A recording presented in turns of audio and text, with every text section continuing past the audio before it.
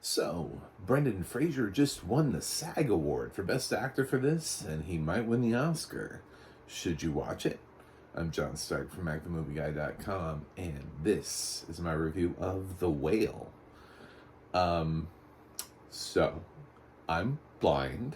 So I'm a blind film critic. That's why this channel exists. Primarily is to talk about audio description. This one does have audio description because I bought this from iTunes. It's I paid the full $20 and just bought the damn thing. I wanted to see it before the Oscars, and apparently the only way I was ever going to do that was to do that. Man, I would love screeners. Screeners would be great.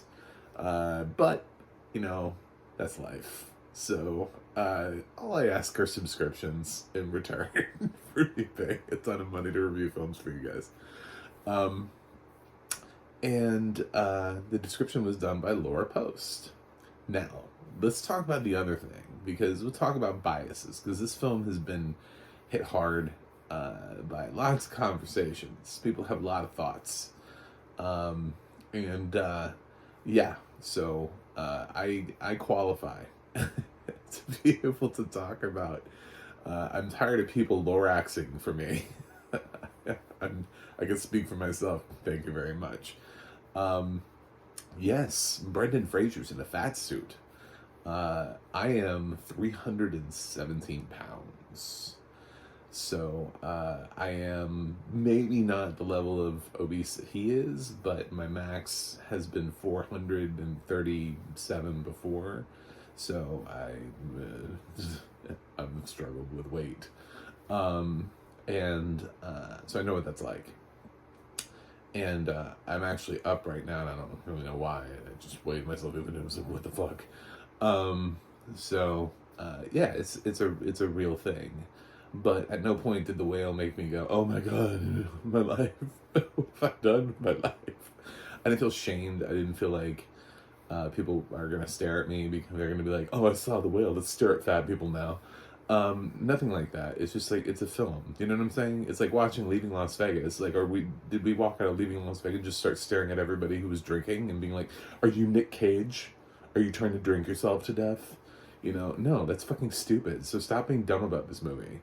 I left an entire Facebook group over over the concept and theme that they would not allow anyone, it was a film discussion group, would not allow people to discuss The Whale because it might offend the plus size overweight community of the group, because they considered it to be fat phobic.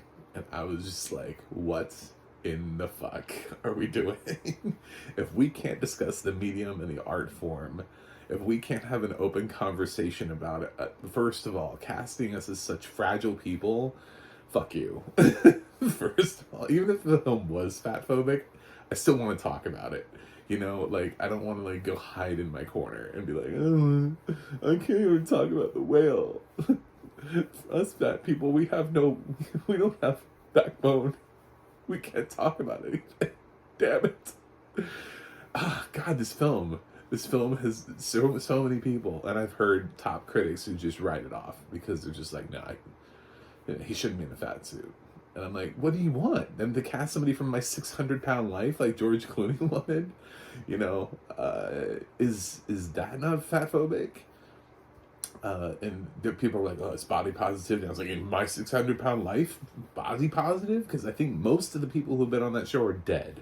So that's the reality of My 600-Pound Life. I don't really think that's a positive show when I keep reading entertainment news statements about people being dead from that show. The reality is, yeah, when you're overweight and you're eating bad food, and you're doing health and damage to your body, especially at what his weight is, which he's supposed to be, I guess, like 600 pounds in this thing. And my God, his blood pressure was read off in this thing to be like 230 something over 120 something. I was just like, how? I didn't even know you could go that high. At least on the top number. I just assumed. I was like, 230? I was like, I thought when you got like slightly over 200, you just died. Like, you just, Oh, I'm at 207. I'm in crisis, you know? Damn. So, yeah, I think this is more of an important film to actually see and talk about because there's a lot that happens here. I also recently had the interview, the opportunity to review The Inspection, where I pointed out that yes, I am a blind film critic. I'm also gay, so I get to talk about how that film made me feel as a gay person. So I'm a gay white overweight man. I just happen to be blind, so I have this like extra thing. But pretty much the whale is me. I probably have one of the most valid points, at least that you're gonna find on the internet. I don't know that you're gonna find that many people willing to be that honest with you about weight, but I don't hide from it, and I just did I love the film? No, I didn't love the film, but I didn't. I did it's not for any of the reasons that other people don't love it. It's very. Oh God, it feels like they didn't fix the how to turn a play into a film, which some films struggle with. They start out as a play, and you're like, okay, well, how do we evolve it? How do we make it interesting? How do we take it from stage to screen and make it more dynamic? And they're like, oh shit, this film takes place in one room. Oh God, what do we do? Oh my God, it's a limited cast, it's a small cast. What do we do with this film? And it didn't really change or answer any of those questions. It just kind of just felt like I was watching a play. And cinematically, I kind of expect Darren Aronofsky to find ways of narratively breaking through that, and I don't think he really did. It's the most restrained he's ever been as a director, to just sort of allow the film to focus on Brendan Fraser and his acting. I think one of the things that I noticed about Brendan Fraser's performance and sort of what it's like for me as a blind person to try to watch this film is that I don't get the spectacle. We don't get the spectacle because Laura Post's audio description is incredibly respectful and isn't like gawking at him. There are a couple terms that she uses every once in a while just to make sure that you know that he is like morbidly obese, not just like a little big, not just, you know, I mean, I don't want to be rude, but we do have some plus size actors and actresses out there that occasionally play, you know, bigger size roles. Josh Gad, James Corden, Melissa McCarthy, Rebel Wilson. You know, they a lot of times we don't even talk about their weight in films because it's not a thing. They just are,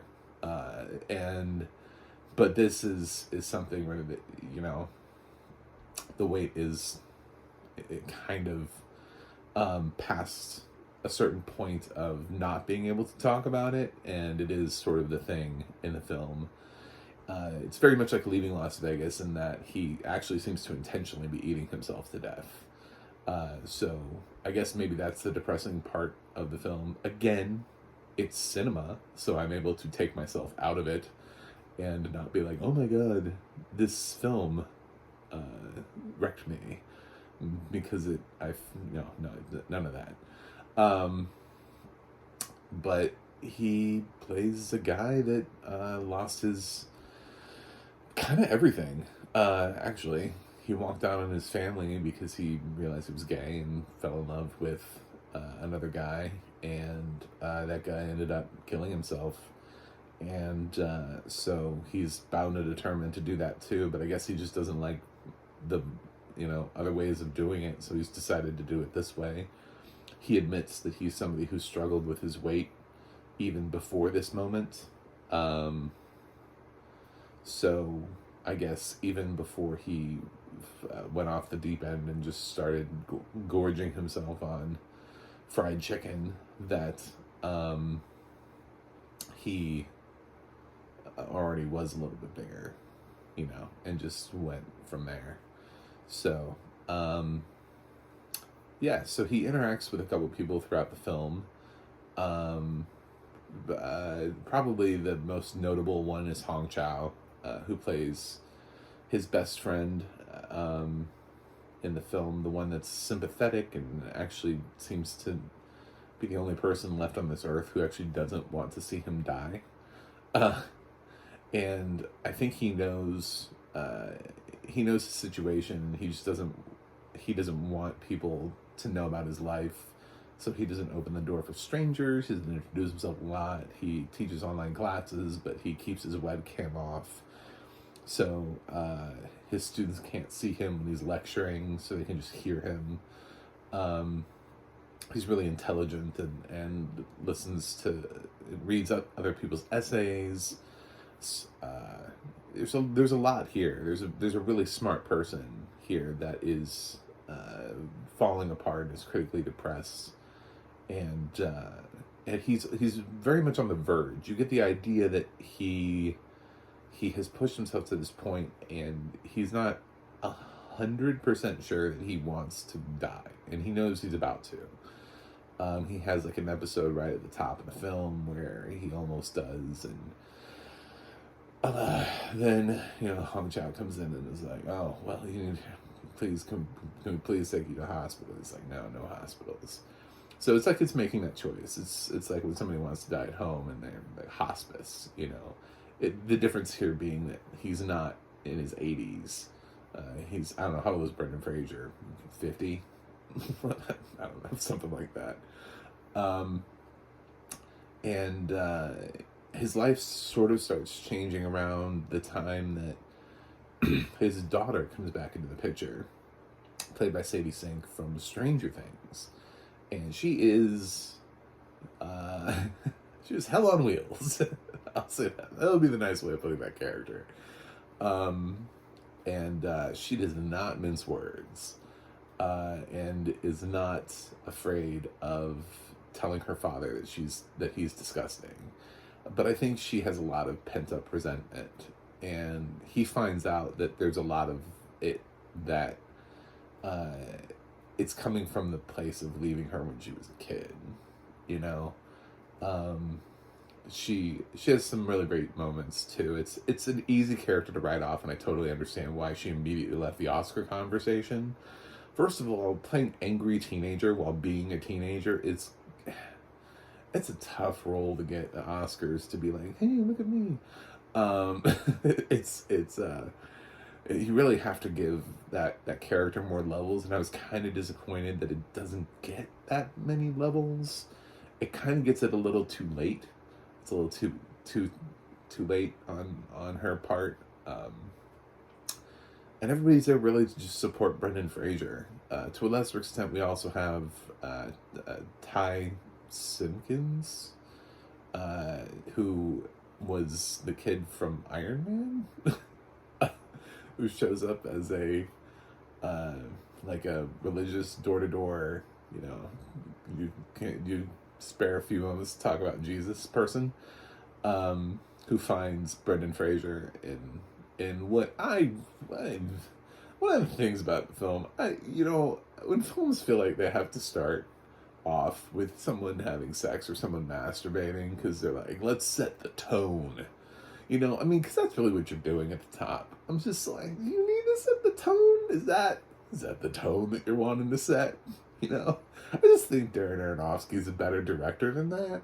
So, he does get to tell you, like, right off the bat, a couple things about Brendan Fraser. We see him being overweight, and also he's masturbating to gay porn, but I don't know that that's really the way that I would have started the film.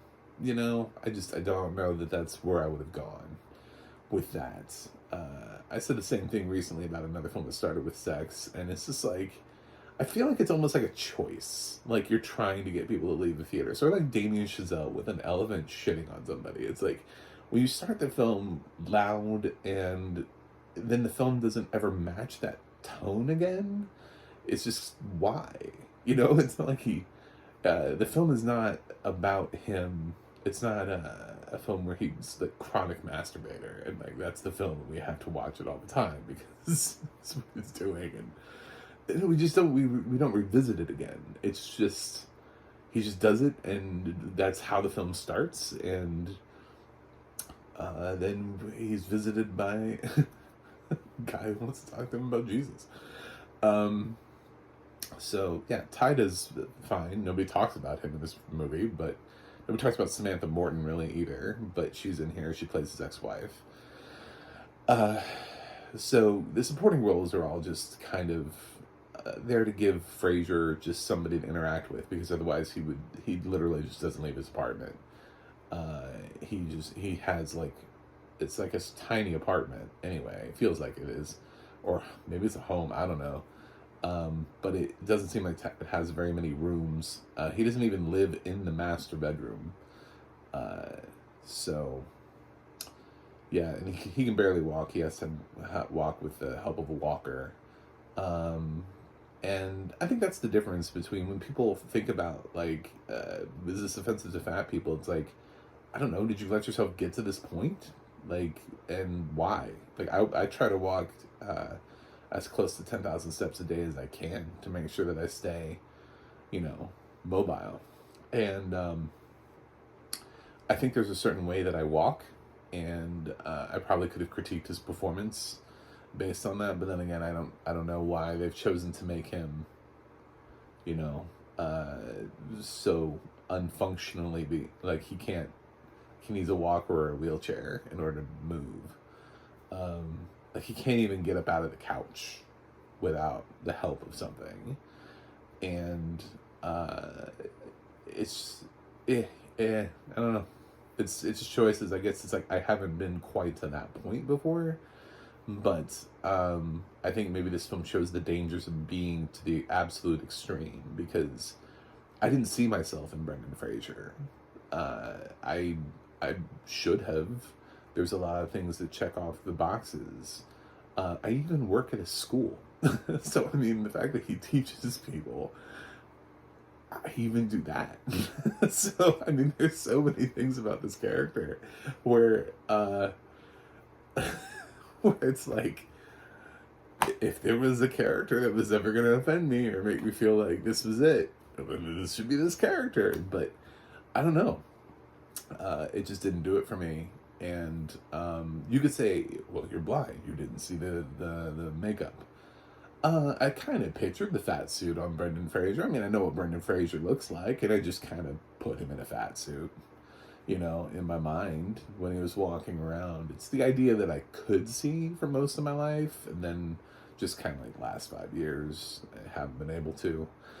So, like, I know what Brendan Fraser looks like, and I played the film in my mind with him walking around in a fat suit.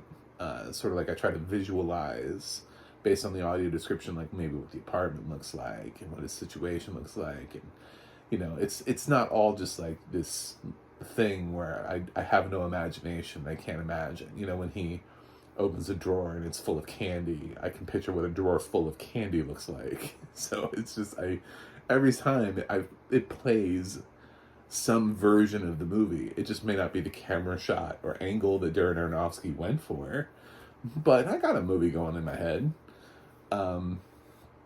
So I think the rub here is that I didn't love the film. It's fine. It's a fine film. I wanted more from it, but it ended up being okay. Like it's okay. It's good, not great. If you come here and you want to stay for the acting and you want to stay for some performances, fine, do that. I think Brendan Fraser really does try to deliver an honest and emotional performance here. I don't think he's trying to piss anybody off or hurt anybody's feelings. I think he's trying to find the truth and honesty in this character. And he's somebody who has struggled with his weight before, and Hollywood has made fun of him for it. So, not to this extent, granted, not to this extent, but once you've had it at all, it doesn't really matter what the size is. doesn't really matter what the number is once you've been made fun of for your weight. It doesn't, you could be, you know what I'm saying? Somebody could feel triggered just because they went from like 140 to 160, and some people started making fun of them, and they were like, you know, it's just, it's not, it's all perspective. But the funny thing is that the fatter that you get, when you start hearing skinnier and skinnier people complain about their body weight, it gets a little annoying. And I've heard some skinny people complain about The Whale and how it makes them feel about their body image. People I know to be skinny, and it pisses me off more than this movie does, to be totally honest. Having a whole bunch of skinny people running around telling me how like they're trying to defend me, or that they're offended by this film because they have body image issues when they weigh like 200 pounds less than I do. It's just like, Jesus, come on now. But it's a bit much. It's like, I think just let the movie be. You know, let the movie, and if you don't want to watch it, don't watch it. That's what it is. If you don't want to watch it, don't watch it. If you want to watch it, if you're curious, you want to watch Brendan Fraser's performance, cool. I think everybody knows what the film is about now. I think it's out there. That's what it is. The Whale, by the way, is not a comment on his size. It's, you could say it is, because you could have named the film anything like that, but he has this thing that is kind of a dumb plot device where they keep trying to read this poem about an essay about about Moby Dick. It's this great essay, and he's trying to, every time he thinks he's about to die, he tries to like recite the thing or have somebody read it to him, because it's what he wants to hear as he dies. And it's yeah, it is what it is. I mean, I have a feeling I wouldn't like the play either, just to be fair. I don't think this is a thing where Darren Aronofsky poorly adapted something. I think this is something where he adapted it too faithfully, and it just, as a film, underwhelmed me. I think Fraser is good. He's not my favorite performance of the year, surprisingly enough. The thing about Brendan Fraser, and I think what a lot of people have gravitated towards with him, in what I think is coming to be my longest review ever, is that it's, I think people are like, oh my God, he can act. And that's always kind of been the thing about Brendan Fraser, is that because he doesn't really get nominated for things, people just sort of assume that he can't act. It's sort of like if this was Channing Tatum, you know, you would get like that same thing, but people who actually have paid attention along the way have seen those moments in Fraser's career where he has been a really solid performer. I thought he was fantastic. First of all, I love him in Doom Patrol. I mean, I know that's kind of a comedic performance, but damn, he's my favorite part of Doom Patrol. But he played a supporting role as a asshole prison guard in The Affair. He joined the cast of that sort of when he was trying to rebuild his career, and he was really good in that. Going back, if you haven't seen Gods and Monsters, please do. If you think that Brendan Fraser is incapable of acting, please watch Gods and Monsters. I actually really love School Ties, and I think what he did in School Ties is worth talking about. So, I mean, like, throughout his career, he has these little moments where he pops in, he does something, and he has a little moment, and like, he was in Crash, you know, and for some reason it doesn't make enough of an impact where people go, oh, Brendan Fraser, he's a good actor. So he has to go big and go home, literally, for this role, for people to finally notice him. And it's sad. It's sad that he needed to do that after all these years in order for Brendan Fraser to be able to stay and be able to get roles. But I think he's a good actor. I always did. So this is just not my favorite performance of the year. I wish Darren Aronofsky, I can't believe I'm saying that because I know what Darren Aronofsky is capable of. If you've seen films like Mother or Requiem for a Dream, or The Fountain, you know what Darren Aronofsky is capable of. When he wants to, he can go absolutely, way outside the box. For some reason, he didn't do that here. He just thought, Fraser's performance will carry this film. Sort of, I guess. I mean, he has no choice at this point. It's the most uninterested directing from Darren Aronofsky in his career. I was so disappointed by Darren Aronofsky's direction. I wanted at least like the Wrestler level direction, and he tapped out. I don't know what else to say there, but show up for Brendan Fraser, show up for Chou, Sadie Singh, show up for the acting. It's good. May not be the best of the year, may not be the thing I would vote for at the end of the year, but they're all good. They know how to read the dialogue, and they work well together. Hong and Fraser, actually, especially, I thought had this really nice connection where it felt like two actors that I know don't have that friendship and haven't worked together before, felt like they've known each other for years. So they built that little connection in such a short period of time, and it was really good. A lot of props to Laura Post. There's two ways that you could have gone with the audio description on this, one is everybody's talking about this film because of the fat suit. So do you focus the audio description to let us know and over describe the film to make it almost to like the level of grotesqueness, to let us know, consistently in every scene, in every frame, how whatever the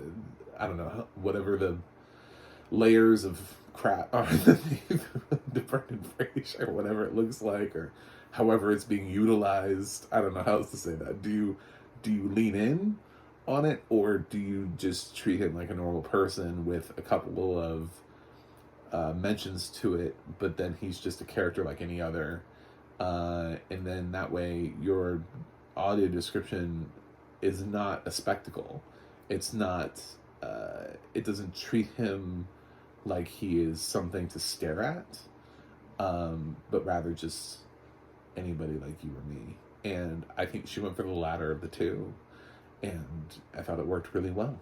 So,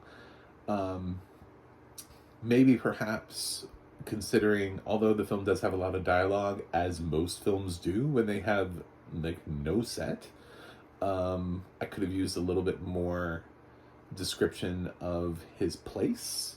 I felt like I didn't necessarily know as well as I did. My best example of how to do this sort of film better would be the outfit, which I thought had really well done audio description of a film that also takes place within one building, within the confines of that clothing store. And even in that film, they do have different rooms that they go into, like a back room and a front, like a back and front. But I felt like the narration in that film really captivated and captured all of as much as it could of the store. So that way you really felt like you were in the store. Here I felt like I was in any apartment, not necessarily his apartment, like anywhere. Like I'm not even sure it's an apartment. I think it's an apartment. Maybe it's like a duplex or some shit. I don't know. But I do feel like I left with more questions about and trying to piece together his apartment that I necessarily normally would have. So maybe that would be my thought. But I always think Laura Post does great narration. I think when you have a film, though, that is giving you nothing, you have to kind of create something from nothing. There are a lot of times where it kind of just feels like there could have been a little something added there to talk about, I don't know, something in the background or wallpaper, anything. This film is so... God damn it, Darren Aronofsky. That's what I want. If I get on Rotten Tomatoes, that would be what I want my little like clip to be. It's just, God damn it, Darren Aronofsky. Yeah, I'm so disappointed in him for this, but not for any of the reasons that most of the people are yelling about this film. It's the least Darren Aronofsky thing he's ever done. So anyway, I'll go ahead and grade this. I'm being kind because everybody else is being mean, and I think there are a lot of important things here to take away from the film, and a conversation we should be having. And I don't know why everybody's so afraid of having this conversation. I don't get it. I mean, we gave Nick Cage an Oscar for leaving Las Vegas for a man who was literally trying to drink himself to death. I don't know why we would run away in 2022 from a film about a man who's trying to eat himself to death. It's just, I mean, let's talk about the depression. Let's talk about let's talk about it, have a real conversation about it, and don't just write it off as being some sort of goofy side bullshit, Anyway, I'm gonna give The Whale a B. Generous, probably, but yeah, I wish I could have seen the play to know, is the play like this? Does the play move like this? What do they do for the play? Like, do they put him in a fat suit, or is it one of those like suggested things? Like sometimes with like productions of The Elephant Man, they don't necessarily do all of the things necessary. It's the actor sort of brings it to the role. It's anyway, there are things that they could do otherwise, other than just putting a ton of latex on an actor. So those are my whale thoughts. Thanks for sticking with me on this long ass review, but I got to talk to you about the audio description. That was the important thing. But I also, I happen to be a couple of other things to check off a couple of other boxes. And rather than having a whole bunch of other people try to talk to you about this film, when I talk about films that I'm not representative, and I'm honest. I'm like, I'm not black. This is not my, you've come to the wrong place if you want to know how the audience, how the target feels here. But no, this is me. And I'm fine. So anyway, thanks for subscribing. If you're not a subscriber, please subscribe. I also have a website, macthemovieguy.com.